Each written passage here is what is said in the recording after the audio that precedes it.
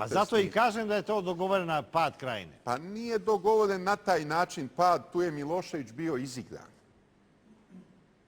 Nije dogovoreno bilo da se Srbi protere, nego da se izvrši pacifikacija Krajine, jer Hrvati su pripremali mesecima velike snage, u Republici Srpskoj su im omogućili da zauzmu i Kupres, i Livanjsko polje, i Grahovo, i da dođu iza leđa Knina.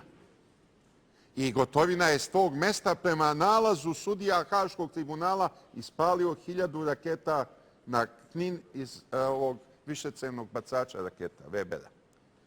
Po svedočenju Mileta Mrkšića, 10.000 je tih raketa bilo ispaljeno. Ispaljivanje tih raketa je bilo izvedeno da bi se zaveo strah i panika u narodu i da bi se narod naterao da beži.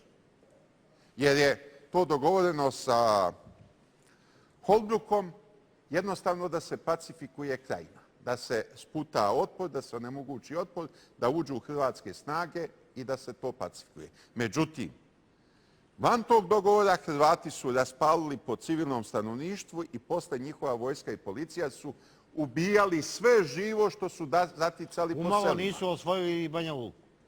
Pa ne tada, nego posle kad je krenula ofanziva NATO pakta na Republiku Srpsku, kad je krenulo ono veliko bombardovanje i onda su pod američkom kontrolom krenuli zajedno Hrvati i muslimani u osvajanje Republike Srpske, ali cilj je bio da se Republika Srpska svede na 49% teritorije, a ne da se potpuno uništi. I sam Holbruk svedoči u svojim memoarima da je i u Beogradu nastala panika, da ga je Milošević odmah zvao, kad su zapretili Banja Luci, da su zauzeli više nego što je trebalo, da su oduzeli od Republike Srpske više teritorija nego što je planirano i onda je to Holbruk zaustavio.